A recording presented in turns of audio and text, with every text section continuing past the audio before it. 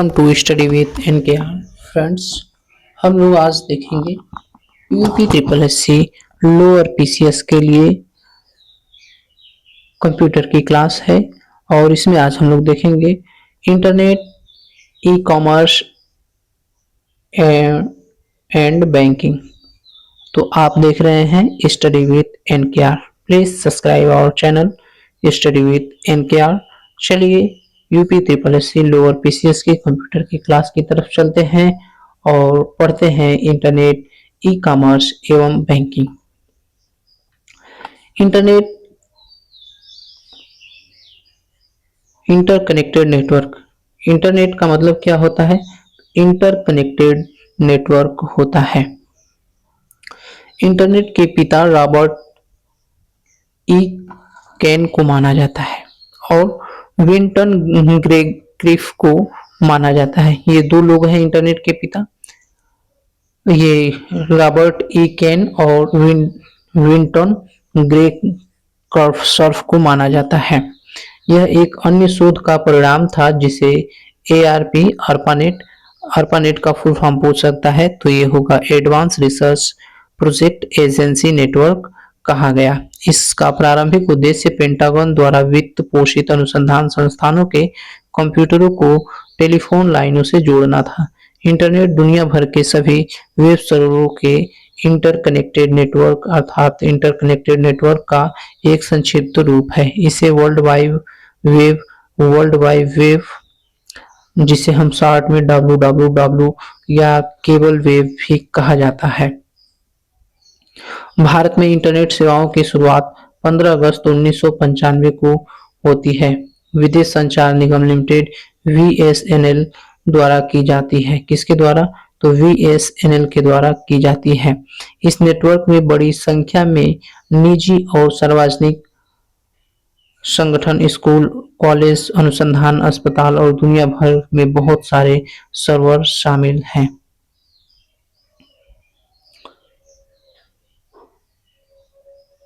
Internet विश्व भर के आपस में जुड़े कंप्यूटरों का एक समूह है। क्या है इंटरनेट?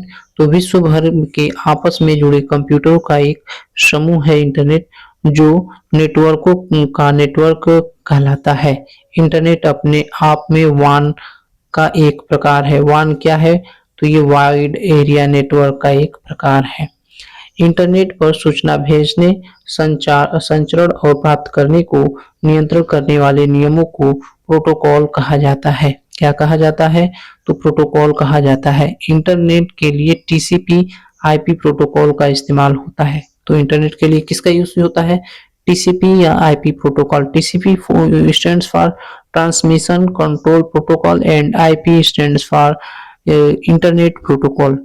अब TCP तो किसी भी इंफॉर्मेशन को छोटे छोटे पैकेटों में तोड़ के इसके IP एड्रेस को इंफॉर्मेशन करने के बाद रिसीवर तक भेजता है।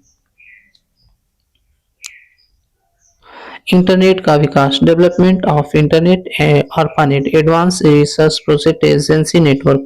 दुनिया का सबसे पहला नेटवर्क फॉर रिसर्च 1969 में अमेरिकी रक्षा विभाग द्वारा ARPANET नाम से एक नेटवर्क बनाया गया, जो विश्व का पहला नेटवर्क कहा जाता है। ARPANET में 4 दूरस्थ कंप्यूटरों को परस्पर जोड़ा गया था। कौन कौन से? तो WWW ये world wide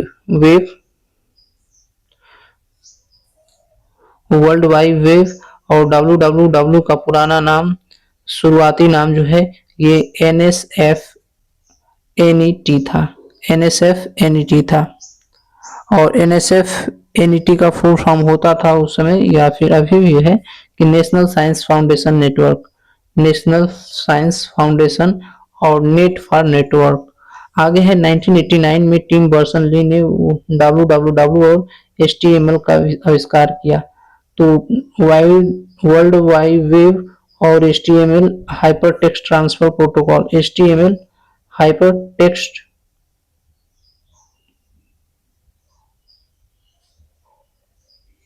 markup language. HTML मतलब हाइपरटेक्स्ट मार्कअप लैंग्वेज। तो इन दोनों का आविष्कार टिम बर्नर्स-ली ने 1989 में किया। यूआरएल, यूआरएल का फुल फॉर्म पूछे तो बता देना कि यूनिफॉर्म रिसोर्स लोकेटर।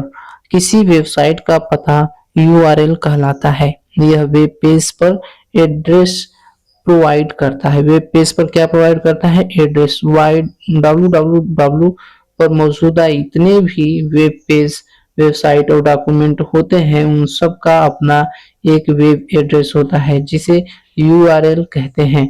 जो किसी सुरक्षित वेबसाइट या URL HTTP hyper text transfer protocol S for security से जुड़ा होता है। यहाँ पर HTTP जो होता है वो प्रोटोकॉल है। इसके बाद ये डोमेन नेम है।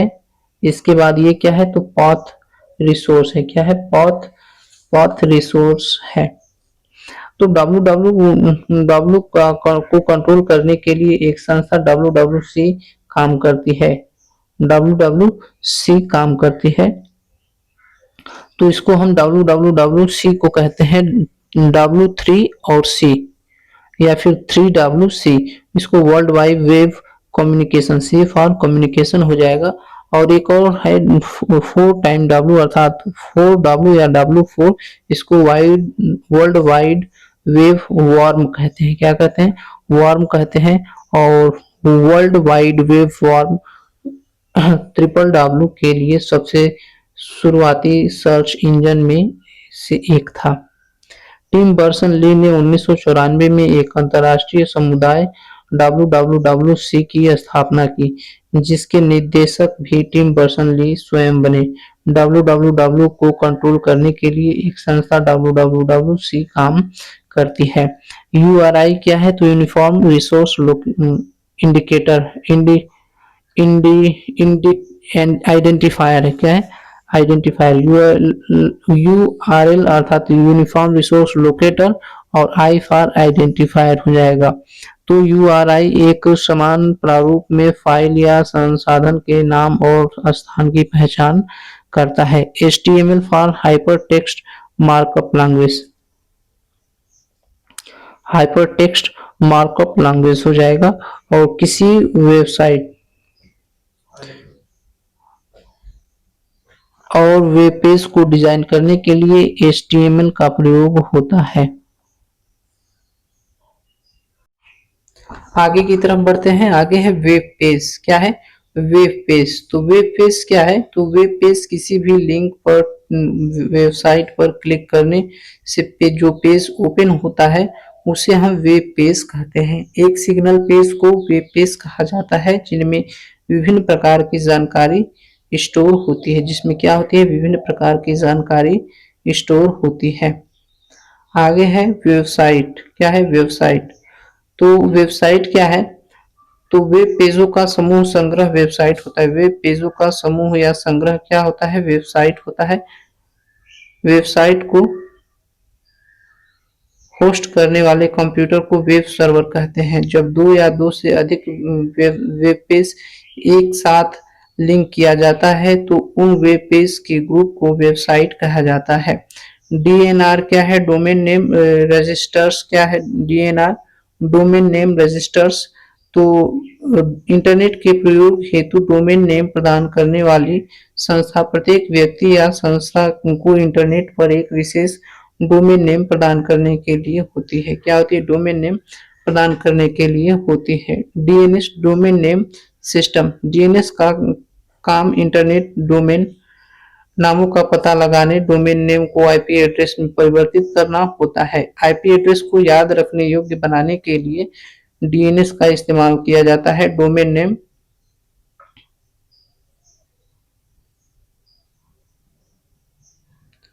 System, system. और DNS का आविष्कारक की बात की जाए तो पाल मोकापेट्रिस हैं। डोमेन नेम्स की बात करेंगे। अब आगे हम डोमेन नेम्स देखेंगे। तो इंटरनेट पर वेबसाइट के URL के अंत में अंतिम डॉट के बाद के नाम को डोमेन नेम कहते हैं। सामान्यतः यदि डोमेन नाम नेम के अंतिम भाग में 3 अक्षर हैं तो वह संगठन को दर्शाता है, तथा 2 अक्षर है तो वह देश को दर्शाता है। जैसे यदि कुछ हम डोमेन नेम्स को देखेंगे, जैसे यहाँ पर ऑर्गेनाइजेशन है तो .org, तो ये संगठन हो जाएगा। ऑर्गेनाइजेशन संगठन को दिखा रहा है। NET नेटवर्क रिसोर्स को, .gov गवर्नमेंट को, और .jobs ये हो जाएगा। .com commercial, .mil military, .co company, और .info इंफॉर्मेशन ऑर्गेनाइजेशन, और .edu education educational, and .nic अर्थात नेशनल इंस्टीट्यूट सेंट्रल। ये सभी टॉप लेवल डोमेन कहलाते हैं। यदि TLD किसी देश की तरफ इंगित करे तो कंपनी डोमेन कहलाता है। क्या कहलाता है? कंपनी डोमेन कहलाता है। जैसे सम कंट्री, कंपनी नहीं, कंट्री डोमेन है, ठीक है, इस कंट्री डोमेन है।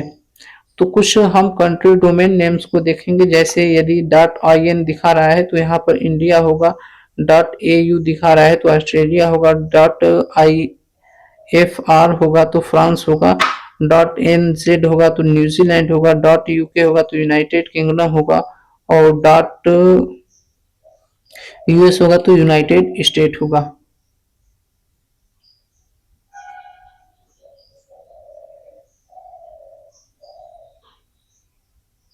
इंटरनेट सर्विस प्रोवाइडर, तो इंटरनेट सर्विस प्रोवाइडर जिसको हम कहते हैं ISP, क्या कहते हैं? ISP, इंटरनेट सेवा प्रदाता। ISP एक कंपनी है जो ग्राहकों को इंटरनेट का उपयोग प्रदान करती है। इसे अक्सर प्रदाता के रूप में भी संदर्भित किया जाता है। Dial-up, DSL cable modem, wireless या समर्पित हाई स्पीड इंटरकनेक्ट सहित कई तकनीकों का उपयोग करके डेटा प्रसारित किया जा सकता है। जैसे भारत में शीर्ष इंटरनेट सर्विस प्रोवाइडर कुछ इस प्रकार से हैं: BSNL, Bharat Sanchar Nigam limited, MTNL, Reliance, Jio, Airtel, Vodafone, Tata teleservices इत्यादि। हैथवे क्या है? तो हैथवे एक भारतीय कंपनी है जो कि केबल टेलीविजन, ब्रॉडबैंड इंटरनेट और डिजिटल टेलीविजन सेवाएं प्रदान करती है। इंटरनेट की सर्विस देने वाली सभी कंपनी इंटरनेट सर्विस प्रोवाइडर कहलाती है। क्या कहलाती है? इंटरनेट सर्विस प्रोवाइडर कहलाती है। आगे है टीयर 1, टीयर 2, टीयर 3 ये है। इसको देखेंगे टीयर 1 को, तो AT या NTT वर्जन सिग्नल्स। टीयर 2 में है एयरटेल, जियो, आइडिया, BSNL, वोडाफोन। और टीयर 3 में है स्पेक्ट्रानेट, हैथवे, टोकोना, अल्ट्रानेट और MTNL। आगे है प्रोटोकॉल्स। अब प्रोटोकॉल्स क्या होते हैं? तो प्रोटोकॉल्स जैसे FTP, ये मुख्य रूप से पेपर में इसके जो है फुल फॉर्म ही पूछता है। जैसे FTP फाइल ट्रांसफर प्रोटोकॉल, इसका उपयोग कंप्यूटर नेटवर्क पर सर्वर पर क्लाइंट तक कंप्यूटर फाइलों को हस्तांतरण के लिए किया जाता है। यह क्लाइंट सर्वर मॉडल पर काम करता है। SFTP क्या है? तो सिक्योर फाइल ट्रांसफर प्रोटोकॉल है। यह एक प्रोटोकॉल है जो फाइल ट्रांसफर प्रोटोकॉल को सिक्योर करते हैं। ये FTP एक सिक्योर वर्जन है। क्या है? FTP एक सिक्योर वर्जन है। आगे है HTTP, तो hyper text transfer protocol. HTTP stands for hyper text transfer protocol.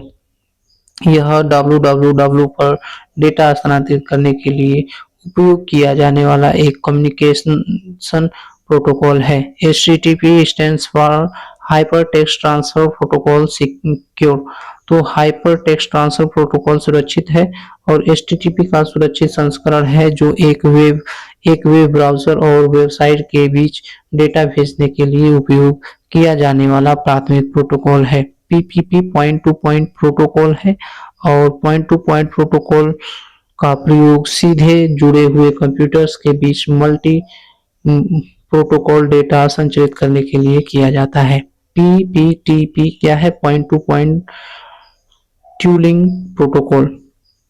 Point to point tunneling protocol एक नेटवर्क प्रोटोकॉल है और जिसका उपयोग सार्वजनिक नेटवर्क के बीच वीपीएन टनल बनाने के लिए किया जाता है। टेलनेट क्या है? तो ये टेली टाइप नेटवर्क प्रोटोकॉल है, टेली कम्युनिकेशन नेटवर्क। टेलनेट को हम टेली कम्युनिकेशन नेटवर्क या टेलनेट टाइप नेटवर्क कम्युनिकेशन हम कह सकते हैं। टेलनेट एक उपयोगकर्ता को इंटरनेट पर दूसरे कंप्यूटर और टर्मिनलों तक दूरस्थ रूप से पहुंचाने में सक्षम बनाता है। टेलनेट को प्रथम आईएसपी माना जाता है। टेलनेट को क्या माना जाता है? प्रथम आईएसपी माना जाता है। टेलनेट अल्फानेट का एक वाणिज्यिक संस्करण है। क्या है? वाणिज्यिक कमर्शियल संस्करण है। आगे है यूडीपी। ये फुल फॉर्म बहुत इंपॉर्टेंट है। UDP stands for user datagram protocol. SNMP simple network management protocol. RLP real time transport protocol. L2TP layer 2 tunneling protocol. DHCP dynamic host configuration protocol और SMTP simple mail transfer protocol. IMAP internet message access protocol और POP3 post office protocol 3। आगे हम लोग देखेंगे VPN virtual private network. VPN stands for virtual private network. तो यह network को security देता है। सबसे पहले वीपीएन 1996 में माइक्रोसॉफ्ट ने बनाया था। इसमें डेटा चोरी या लीक होने से बचाता है। वीपीएन हमारे आईपी एड्रेस को छुपाता है। यह इंटरनेट से अधिक सुरक्षित नेटवर्क है। इंटरनेट की देखेंगे। इंटरनेट क्या है? तो इंट्रानेट या इंटरनेट की तुलना में छोटा ये इंट्रानेट है। क्या है? इंट्रानेट। इंट्रानेट इंटरनेट की तुलना में छोटा नेटवर्क होता है।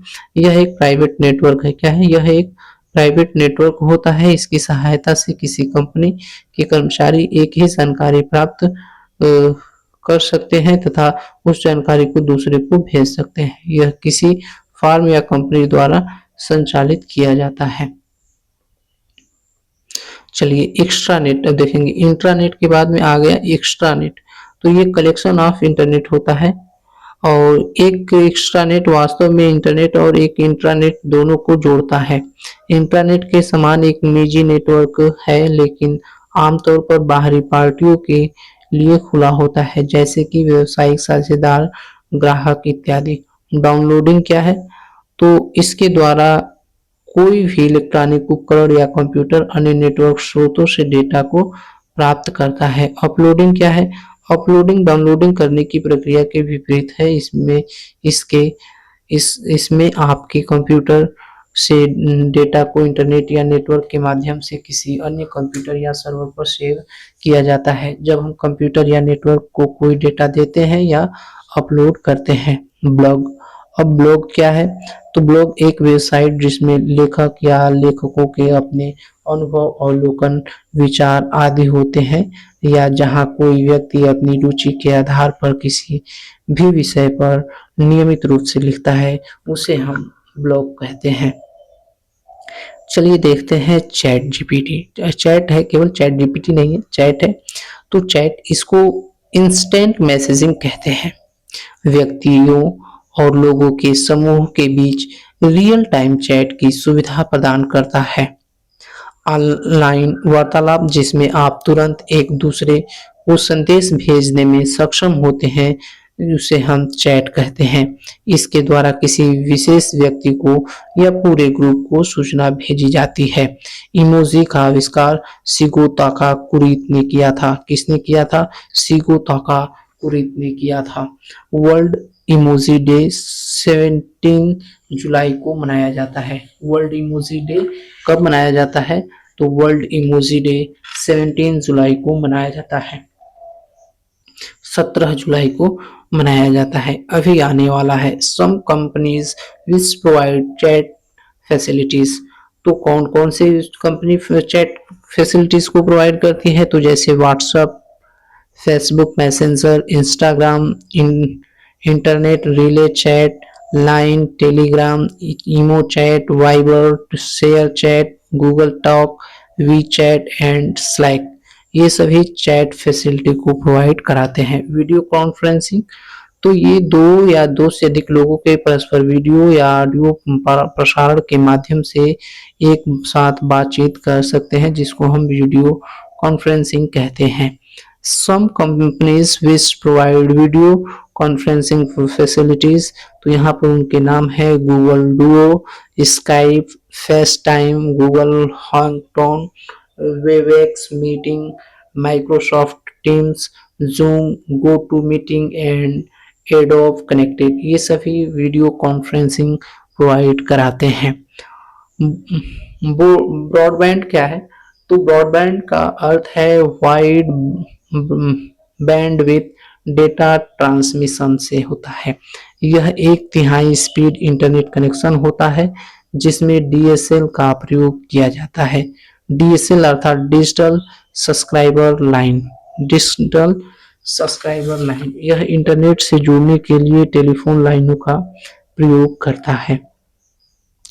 चलिए आगे की तरफ देखते हैं हम लोग ब्रॉडबैंड एंड वाईफाई में डिफरेंस।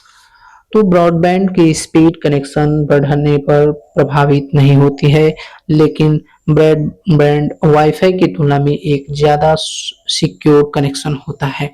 हॉट स्पॉट क्या है? तो यह एक स्पेसिफिक लोकेशन होती है जो वन पर कार्य करती है, वाइड या फिर लोकल एरिया नेटवर्क पर कार्य करती है। वेब ब्राउजर क्या है? तो वेब ब्राउजर एक एप्लीकेशन सॉफ्टवेयर है जिसका प्रयोग इंटरनेट www में मौजूद डेटा और इंफॉर्मेशन को एक्सेस करने के लिए ये किया जाता है। वेब पेज को सर्च करने के लिए जो सॉफ्टवेयर का प्रयोग है उसे वेब ब्राउजर कहते हैं। क्या कहते हैं? उसे वेब ब्राउजर कहते हैं। पहला web browser world wide web 1990 में टिम बर्नर्स-ली द्वारा बनाया गया था, जिसे नेक्स्ट कंप्यूटर में चलाया गया। वह इसका नाम बाद में बदल करके नेक्सस कर दिया गया। क्या कर दिया गया? तो इसका नाम नेक्सस कर दिया गया, नेक्स्ट कंप्यूटर में चलाया गया। और पहला ग्राफिक्स वेब ब्राउजर ये मोज़ेक 1993 है। मोज़ेक वेब ब्राउजर को मार्क एंडरसन द्वारा बनाया गया था। नेटस्केप द्वारा एक मुफ्त ओपन सोर्स सॉफ्टवेयर संस्करण विकसित किया गया था जिसे मोजिला कहा जाता है। आगे है कि पुराने नेटस्केप ब्राउजर का आंतरिक नाम क्या था? तो नेटस्केप ब्राउजर का आंतरिक नाम मोजिला था। लाइनेक्स अब सामान्य उपयोग में आने वाला सबसे पुराना वेब ब्राउजर है। वेब ब्राउजर दो प्रकार के होते हैं, एक होता है text web browser and geographical web browser. Text web browser only text जैसे लाइनेक्स 1992 में, और ये टेक्स्ट प्लस ग्राफिकल ये दोनों GUI बेस्ड होता है। जियोग्राफिकल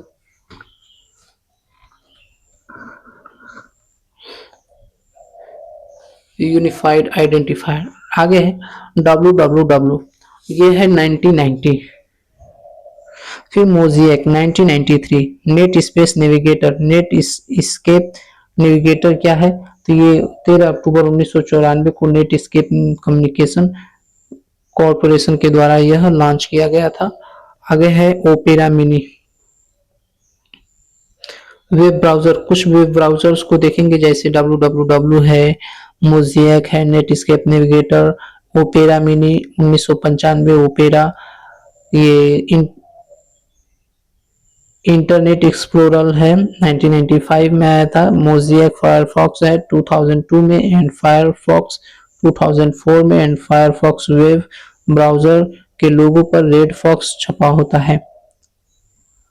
आगे है 7, ये एप्पल सफारी 7 जनवरी 2003 को, एवेट 30 जनवरी 2004 को, यूएस ब्राउजर 2004 को, टॉर ब्राउजर 2006 को, गूगल क्रोम ये 2 सितंबर 2008 को, और ये क्रोमियम गूगल ये 2008 को आया। बैडू ये चाइना का है 2011 में। Microsoft Edge default web browser of Microsoft 29 अप्रैल 2015 को, ब्रेवो ब्राउज़र यूएसए द्वारा 2016 को, डकडकगो 2018 को, Internet Explorer IE 11 last release support end ये 15 जून 2022 को आया। ओपन सोर्स वेब ब्राउज़र देखें यदि हम तो फायरफॉक्स, क्रोमियम, वेटरफॉक्स, बोजिलिक्स, पेलमून, ब्रेव, टर ब्राउज़र और विवाल्डी, ये सभी क्या है ओपन सोर्स वेब ब्राउज़र्स हैं।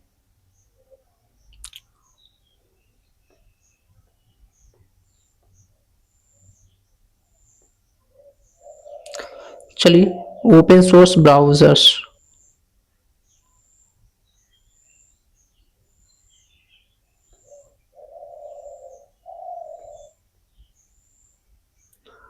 अब यहाँ पर देखेंगे हम लोग सर्च इंजन क्या है। तो सर्च इंजन ये इंटरनेट संसाधनों जैसे वेब पेजों, समाचार समूहों, प्रोग्रामों, छवियों आदि के विशाल डेटाबेस को अनुक्रमित करके सूचीबद्ध करता है और वर्ल्ड वेब पर जानकारी खोजने में मदद करता है। Some famous search engine list देखेंगे, जैसे आर्काई है, सबसे पहला सर्च इंजन है, 1990 में आया था। और गूगल है, ये 1998 में, Yahoo, AltaVista, HotBot web, crawler, Rediff, Naver, चाओ चाओ, लाइकोज, आस्क.com, Bing, default search engine and Microsoft launch 2019 में हुआ था। बैडू चाइना का है, Dragonfly Google in China है, AOL.com, DuckDuckGo, go, MSN, yandex and Russia का ये सभी है। तो ये सभी क्या है, ये सभी सर्च इंजन्स हैं।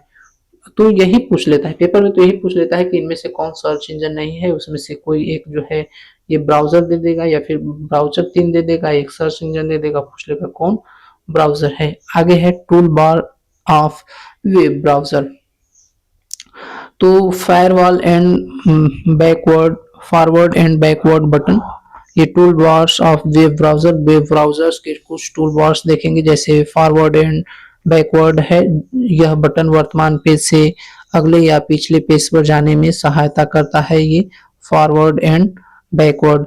रिफ्रेश बटन क्या का वर्क करता है, तो यह वर्तमान पेज को दोबारा लोड करता है और इसका साइन कुछ इस प्रकार से होता है। न्यू टैब क्या है, एक से ज्यादा वेबसाइट को एक साथ एक्सेस करने के लिए न्यू टैब का, और इसके लिए ये प्लस आइकन होता है। स्टॉप बटन क्या है, तो रीलोड हो रहे पेज को रोकता है। एस्केप या फिर एस्केप कर सकते हैं, या फिर स्टॉप बटन इसको हम कह सकते हैं। होम बटन क्या है, तो यूजर को मुख्य पृष्ठ पर लेकर जाता है। होम बटन ये अवेलेबल होता है कीबोर्ड में भी, जैसे ये control tab, control plus tab या फिर कंट्रोल प्लस पेज डाउन अगले टैब पर जाने के लिए ये वर्क करता है। और control plus shift plus tab यदि हम प्रेस करें या फिर कंट्रोल प्लस पेज अप, तो ये पिछले पेज पर जाने के लिए ये वर्क करता है। तो हम लोगों ने यहाँ पर दो टैब को सीखा है, कंट्रोल प्लस टैब ये नेक्स्ट, और यदि कंट्रोल प्लस शिफ्ट के साथ टैब यदि करें तो ये प्रीवियस पेज हो जाएगा। आगे है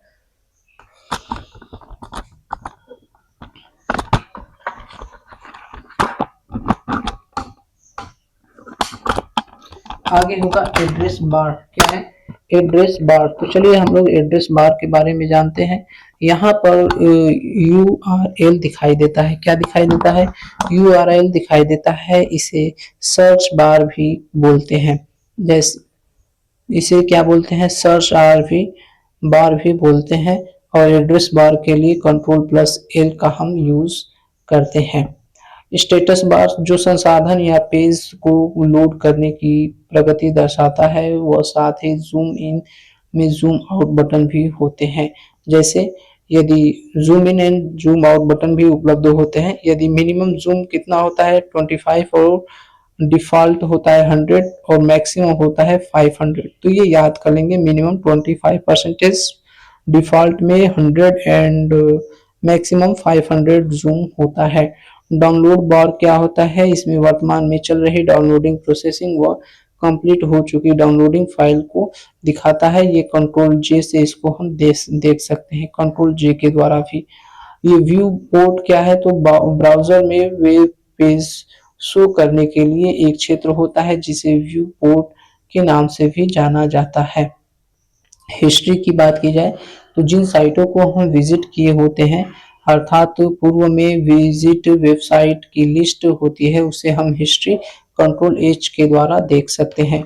बुकमार्क क्या है, तो किसी वेब पेज को बुकमार्क करने रखने के लिए ताकि बाद में दोबारा देखा जा सके, कंट्रोल डी से बुकमार्क करते हैं। इनकॉग्निटिव टैब क्या है, तो इसका प्रयोग प्राइवेट सर्चिंग के लिए किया जाता है और यह है control shift plus N. Control shift plus N ये इनकॉग्निटिव मोड होता है।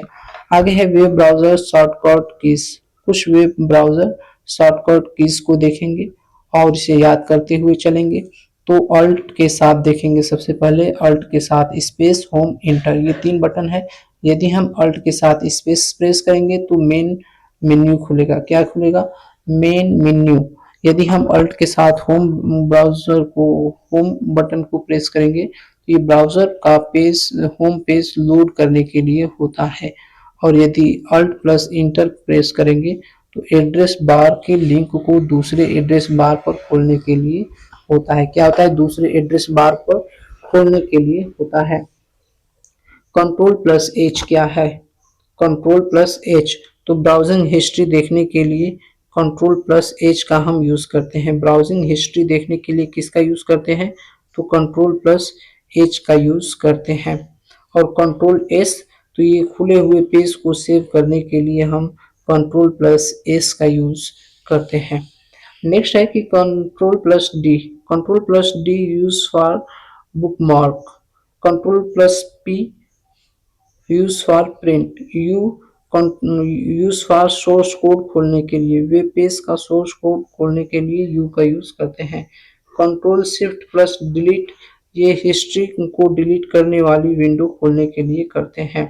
कंट्रोल शिफ्ट डी हिस्ट्री को डिलीट करने के लिए करते हैं। कंट्रोल जे ये डाउनलोड विंडो खोलने के लिए, और कंट्रोल प्लस F3 या फिर कंट्रोल प्लस F या फिर कंट्रोल शिफ्ट जी। कंट्रोल शिफ्ट जी ये वेब पेज पर सर्च करने के लिए इसे हम इस बटन का हम यूज करते हैं। आगे होगा अगला होगा कि control plus L. Control plus L या फिर control plus alt plus D, यहाँ पर दो है, कंट्रोल प्लस एल है और अल्ट प्लस डी है। तो ये बुक मार्क के लिए कंट्रोल प्लस डी का यूज करते हैं, लेकिन यदि हम अल्ट प्लस डी का यूज करें या फिर कंट्रोल प्लस एल का, तो ये एड्रेस बार को सिलेक्ट करने के लिए यूज करते हैं। कंट्रोल प्लस माइनस का यूज हम करें तो ये वेब पेज को जूम आउट करने के लिए, एंड कंट्रोल प्लस करें तो ये वेब पेज को जूम इन करने के लिए। कंट्रोल 0 का यूज करें तो ये होता है पेज को डिफॉल्ट जूम पर सेट करने के लिए। Control shift plus tab, shift के साथ टैब यूज करें तो ये पिछले टैब पर जाने के लिए, और यदि कंट्रोल टैब का केवल यूज करें तो ये नेक्स्ट पर जाने के लिए होता है। यदि कंट्रोल प्लस डब्ल्यू का यूज किया जाए तो ये एक्टिव टैब को बंद या क्लोज करने के लिए होता है, या फिर यदि कंट्रोल प्लस एफ का यूज किया जाए F4 का, तभी भी ये एक्टिव क्लोज को बंद करने के लिए होता है। कंट्रोल प्लस एन क्या है, तो कंट्रोल प्लस एन नई विंडोज ब्राउजर विंडो खोलने के लिए ये कंट्रोल प्लस एन का यूज करते हैं। और नेक्स्ट है कंट्रोल प्लस टी, तो ये न्यू टैब खोलने के लिए, न्यू टैब खोलने के लिए, न्यू विंडो ब्राउजर विंडो के लिए एन, और नई टैब खोलने के लिए टी। यहां पर हम देखेंगे कि यदि हम प्लस प्रेस करेंगे तो जूम इन होगा, माइनस प्रेस करेंगे तो जूम आउट होगा, अर्थात माइनस से ये होगा और प्लस से ये होगा। चलिए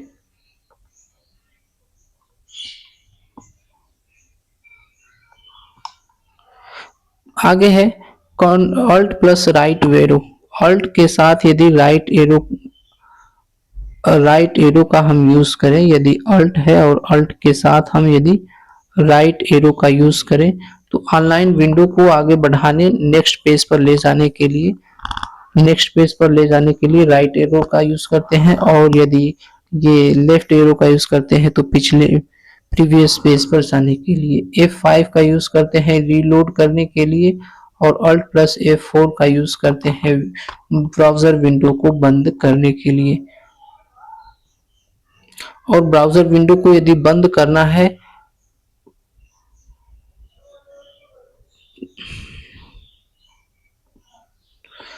एक्टिव टैब को बंद करने के लिए कंट्रोल F4 का यूज करते हैं, और ब्राउजर विंडो को बंद करने के लिए Alt 4 का यूज करते हैं।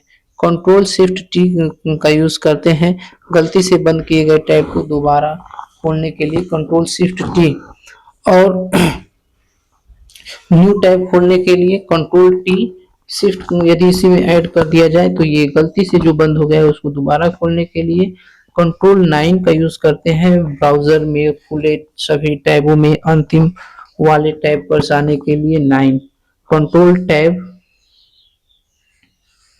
या फिर कंट्रोल पेज डाउन, वर्तमान टैब से दाईं ओर, वर्तमान टैब से दाईं ओर अगले टैब पर जाने के लिए यूज करते हैं। Control shift plus tab, control के साथ कंट्रोल शिफ्ट प्लस टैब या फिर कंट्रोल पेज अप, ये वर्तमान टैब से बाईं ओर पिछले टैब पर जाने के लिए हम यूज करते हैं। आगे है विंडो की, क्या है विंडो की प्लस डी।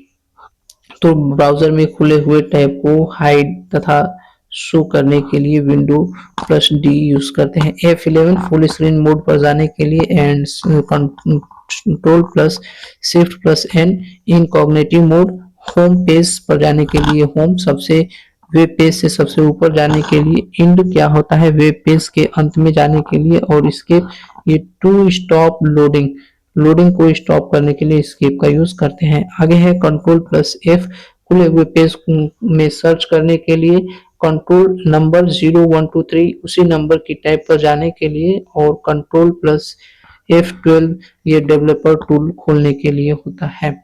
आगे है सोशल नेटवर्किंग वेबसाइट्स। तो सोशल नेटवर्किंग वेबसाइट्स को भी हम लोग देख लेते हैं अभी।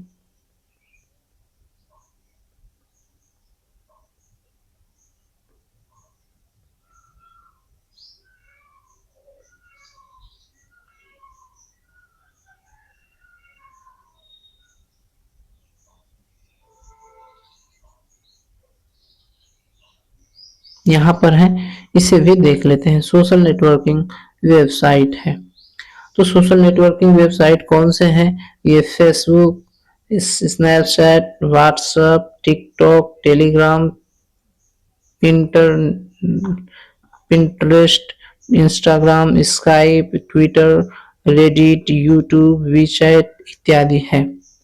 तो मेटा शब्द का अंग्रेजी अर्थ होता है बियॉन्ड, मतलब सीमा से परे। मेटा शब्द का हिंदी हो जाएगा जिसकी कोई अंत न हो। और ओनर एंड सीईओ कौन है? तो इसके हैं owner and CEO mark Zuckerberg है। कौन है? मार्क जुकरबर्ग है। नेटवर्किंग मॉडल क्या है?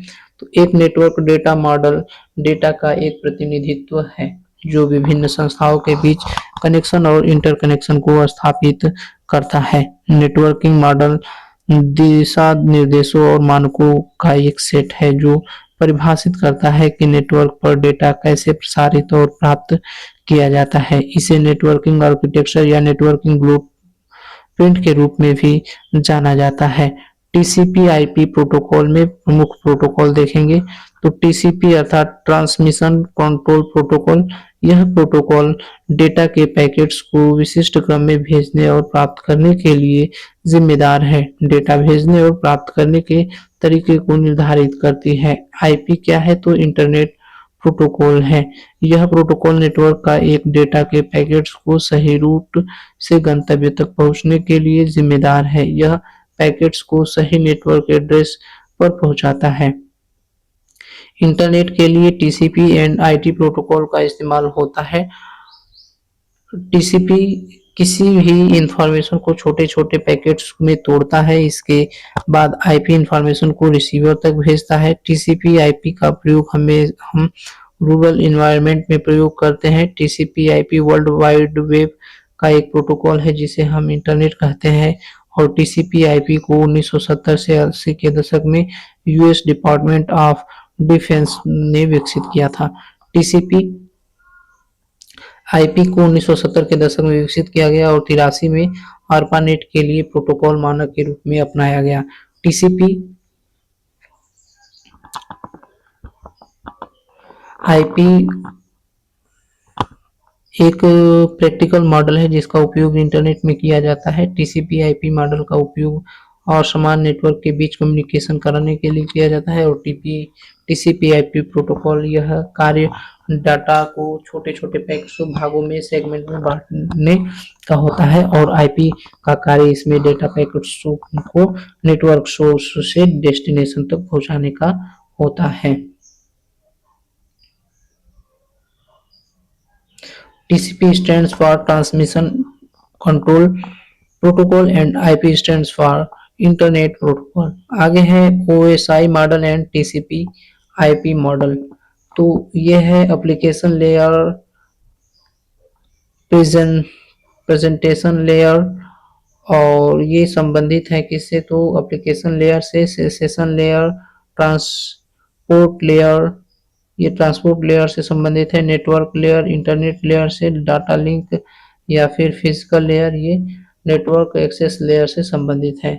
आगे है नेटवर्क एक्सेस लेयर को लिंक लेयर के नाम से भी जाना जाता है। नेटवर्क एक्सेस लेयर को हम लिंक लेयर के नाम से भी जानते हैं। ट्रांसपोर्ट लेयर को होस्ट या होस्ट लेयर के नाम से भी हम इसे जानते हैं। ट्रांसपोर्ट लेयर को प्रोसेस टू प्रोसेस लेयर के नाम से भी जानते हैं। यूडीपी आईपी कनेक्शन रहित प्रोटोकॉल है। ओएसआई मॉडल में दो परतें हैं जो टीसीपी आईपी प्रोटोकॉल में मौजूद नहीं है। सेशन लेयर या प्रेजेंटेशन लेयर होता है। यह मॉडल 4 लेयर का होता है जिसमें निम्नलिखित लेयर्स होती हैं। इंटरनेट लेयर, तो यह लेयर आईपी प्रोटोकॉल का उपयोग करती है और नेटवर्क पर डेटा को यातायात करने के लिए जिम्मेदार है, जो डेटा पैकेट को सही नेटवर्क पर पहुंचाने के लिए जिम्मेदार होता है।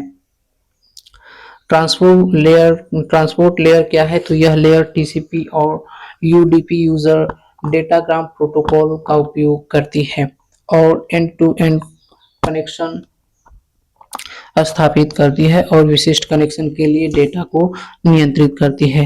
एप्लीकेशन लेयर इसमें प्रोटोकॉल्स जैसे HTTP hypertext transfer protocol, FTP file transfer protocol, SMTP simple mail transfer protocol and DNS domain name system शामिल होते हैं।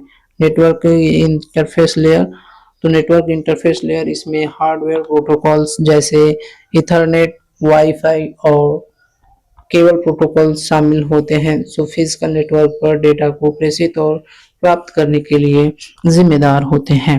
आगे है पोर्ट नंबर। क्या है, पोर्ट नंबर है। चलिए शुरू करते हैं। पोर्ट नंबर, तो पोर्ट नंबर इसको याद कर लेंगे नंबर्स को, जैसे FTP 21, SSH secure shell 22 and telnet 23 the telnet service. आगे है पोर्ट नंबर जैसे SMTP 25 simple mail transfer protocol, DNS 53 domain name system, HTTP 80 hypertext transfer protocol and Kerberos 88 Kerberos network authentication system, PUP2 109 post office protocol version 2 and PUP3 110 post office protocol version number 3 है। NTP क्या है, तो ये network time protocol है 1 2 3, और net BIOS NS क्या है 137 NetBIOS name service है। नेट बायोस DGM क्या है, तो ये 138 है और नेट बायोस डायग्राम सर्विस है। नेट बायोस SSN क्या है, तो ये 139 है NetBIOS session service. IMAP क्या है, तो ये 143 है इंटरनेट मैसेज एक्सेस प्रोटोकॉल है। SNMP 161 है। SNMP MP simple network management protocol है। और M Y S Q L ये 3306 है। M Y S Q L database service है। IMAPv3 क्या है? 220 internet message access protocol version 3। And HTTPS ये होता है 443 सिक्योर हाइपरटेक्स्ट ट्रांसफर प्रोटोकॉल। ये 445 कीबीआरस DNS है। सर्विस मैसेज ब्लॉक SAM भी है। और SOCKS क्या है?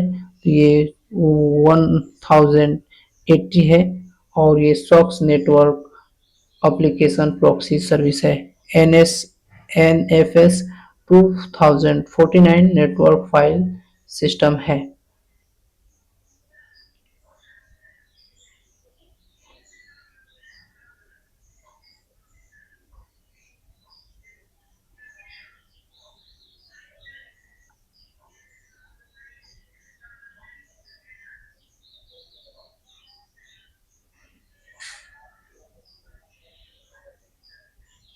चलिए आगे की तरफ बढ़ते हैं। नेटवर्क IEEE स्टैंडर्ड ये क्या है? तो इसका पूरा नाम होता है institute of electronic and electronics engineers. यह न्यू जर्सी यूनाइटेड स्टेट का एक ऑर्गेनाइजेशन है जिसकी शुरुआत 1 जनवरी 1963 को हुई थी। यह बहुत सारे टेक्निकल प्रोफेशनल ग्रुप है जो विभिन्न एडवांस टेक्नोलॉजी के ऊपर कार्य करते हैं। IEEE स्टैंडर्ड मुख्य रूप से सभी टेक्नोलॉजी के विकास और प्रचार के लिए रिस्पॉन्सिबल है। इस स्टैंडर्ड को तैयार करने में कंपनी समिति बनाई जाती है जिसमें उस क्षेत्र के टेक्निकल एक्सपर्ट शामिल होते हैं। आईपी एड्रेस तो इंटरनेट से जुड़े प्रत्येक कंप्यूटर को एक आईपी एड्रेस की आवश्यकता होती है। आईपी एड्रेस प्रत्येक कंप्यूटर का आईपी एड्रेस अलग अलग होता है जो एक नेटवर्क से जुड़े होते हैं। आईपी एड्रेस 4 ऑक्टेट IPv4 में बटे रहते हैं जिन्हें 3 दशमलव चिन्ह से विभाजित किया जाता है। प्रत्येक ऑक्टेट में 0 to 255 तक की संख्या लिखी जाती है। किसी भी आईपी एड्रेस में 2 भाग होते हैं। कितने भाग होते हैं? 2 भाग होते हैं, network ID and host ID. तो IPv4 32 बिट 4 बाइट 8 निबल होता है। इसमें IPv6 128 बिट्स 16 बाइट और 32 निबल्स होते हैं।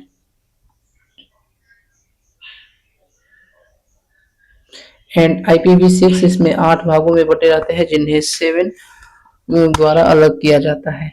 आईपी एड्रेस को विंट सॉल्फ एंड बोकैन के द्वारा 1974 में विकसित किया गया था, जिसे आईना इंटरनेट असाइंड नंबर अथॉरिटी के द्वारा मैसेज किया जाता है। वो भारत में आईपी एड्रेस को assigned panic Asia Pacific network information centre के द्वारा जाना जाता है।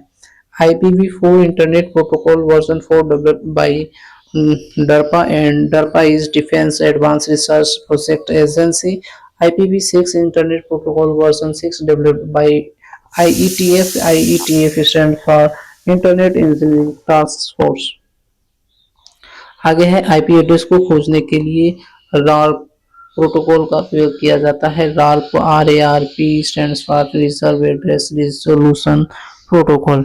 MAC एड्रेस अर्थात मीडिया एक्सेस कंट्रोल एड्रेस क्या है? तो MAC address media access control address एक 12 अंकीय हेक्साडेसिमल संख्या है जो नेटवर्क से जुड़े प्रत्येक डिवाइस को सौंपी जाती है। मुख्य रूप से डिवाइस निर्माण के दौरान एक विशिष्ट पहचानकर्ता के रूप में निर्दिष्ट मैक का पता अक्सर डिवाइस के नेटवर्क इंटरफेस कार्ड NIC पर किया जाता है। किसी डिवाइस का पता लगाने का प्रयास करते समय या नेटवर्क डिवाइस पर डायग्नोसिस निष्पादित करते समय एक मैक पते की आवश्यकता होती है। मैक पता ओपन सिस्टम इंटरकनेक्शन होता है और ये OSI मॉडल के डेटा लिंक परत से संबंधित है जो नोड टू नोड संचार सुनिश्चित करने के लिए प्रत्येक डेटा फ्रेम के हेडर में स्रोत और गंतव्य के मौके पते को समाहित करता है। मैक पता क्या होता है? तो एक परमानेंट पता होता है मैक पता, इसे फिजिकल एड्रेस के नाम से भी जाना जाता है। मैक एड्रेस का दूसरा नाम है ईथरनेट एड्रेस भी होता है। मैक एड्रेस को बर्न इन एड्रेस भी कहते हैं। मैक एड्रेस मैन्युफैक्चरिंग के समय मैन्युफैक्चरर द्वारा नेटवर्क में कनेक्टेड डिवाइस को असाइन किया जाता है। एक मैक एड्रेस को 48 बिट या 6 बाइट या 12 निबल का होता है और MAC address developed by Xerox PARC। ARP protocol is used for find MAC address. MAC address को ढूंढने के लिए ARP प्रोटोकॉल का यूज किया जाता है और ARP एड्रेस रिजोल्यूशन प्रोटोकॉल है। आगे है ई कॉमर्स। तो ई कॉमर्स से अर्थात ई कॉमर्स से इलेक्ट्रॉनिक कॉमर्स से है। ई कॉमर्स से हमारा तात्पर्य इलेक्ट्रॉनिक माध्यम से व्यापार करने का एक तरीका है। वर्तमान समय में ई कॉमर्स के लिए इंटरनेट सबसे महत्वपूर्ण पहलुओं में से एक है। इसका उपयोग उपभोक्ता के लिए समय और दूरी जैसी बाधाएं कोई मायने नहीं रखती है। इसमें कंप्यूटर, इंटरनेट नेटवर्क, www और ईमेल का उपयोग करके व्यापारिक क्रियाकलापों को संचालित किया जाता है। ई कॉमर्स का मुख्य कार्य मार्केटिंग, सप्लाई चेन, फाइनेंस है। ऑनलाइन शॉपिंग की बात की जाए तो इसकी शुरुआत 1979 में यूनाइटेड किंगडम के उद्यमी माइकल एड्रिच ने की थी। किसने की थी? माइकल एड्रिच ने की थी। आगे है 1960 के दशक में इलेक्ट्रॉनिक डेटा इंटरचेंज EDI के विकास में इलेक्ट्रॉनिक कॉमर्स का मार्ग प्रशस्त किया। पहली महत्वपूर्ण ई कॉमर्स कंपनी कंप्यूसर्व 1969 है। ई गवर्नेंस, इलेक्ट्रॉनिक गवर्नेंस क्या है? ई गवर्नेंस का मतलब सभी सरकारी कार्यालयों को ऑनलाइन सर्विस के माध्यम से जनता तक आसानी से पहुंचा करके ई गवर्नेंस के माध्यम से सरकारी कामकाजों को ऑनलाइन कर दिया गया है, जिससे सरकारी कार्यालयों और जनता दोनों के पैसों और समय की बचत हो सके। ई गवर्नेंस के अंतर्गत आने वाले कार्य कौन से हैं? तो आप ऑनलाइन बैंकिंग के जरिए सभी बैंकिंग सेवाओं का लाभ उठा सकते हैं। ऑनलाइन GST फील्ड क्या है? तो बिजली, पानी, टेलीफोन, मोबाइल, DTH इत्यादि के बिल ऑनलाइन भरे जा सकते हैं, जैसे पैन कार्ड, आधार कार्ड, राशन कार्ड, पासपोर्ट, जाति प्रमाण पत्र, ITR file, hotel room booking, train, बस, फ्लाइट, ऑनलाइन टिकट बुकिंग, ये सभी जो है ऑनलाइन GST फिलिंग के द्वारा होता है। ई बैंकिंग, इलेक्ट्रॉनिक बैंकिंग क्या है? तो internet banking, net banking, online banking, electronic banking, internet के माध्यम से घर बैठे बैंकिंग कार्य करने की सुविधा है।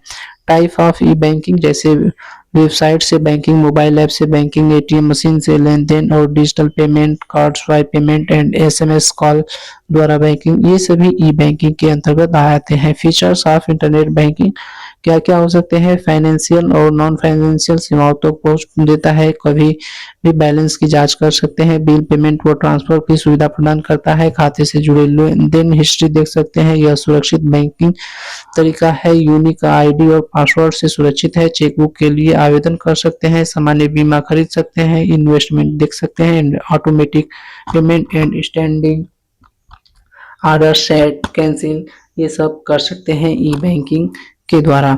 ई लर्निंग इलेक्ट्रॉनिक लर्निंग है, ये ई लर्निंग इलेक्ट्रॉनिक लर्निंग है। यह एक शिक्षण प्रक्रिया है जिसमें इलेक्ट्रॉनिक मीडिया और इंटरनेट का उपयोग करके शिक्षा दी जाती है। इसके माध्यम से छात्र ऑनलाइन प्लेटफॉर्म पर पढ़ाई कर सकते हैं, जहां इन्हें वीडियो व्याख्यान, इंटरेक्टिव अभ्यास, ई बुक्स और ऑनलाइन मूल्यांकन जैसे साधन प्रदान किए जाते हैं।